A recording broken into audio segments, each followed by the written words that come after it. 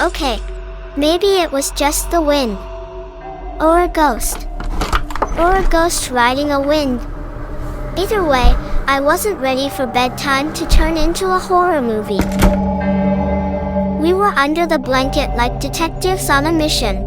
Except the mission was, don't get eaten by slime monsters. Spoiler alert, my toys were totally in on it. Areeba said we needed to investigate, which obviously meant she was secretly fearless. Me? I was the sidekick.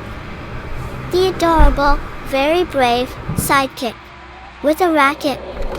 Oh, just a loose shutter. Totally knew that. I was only screaming for dramatic effect.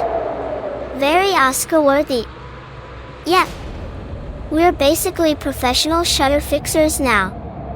Maybe even superhero handymen. Areeba did the holding part.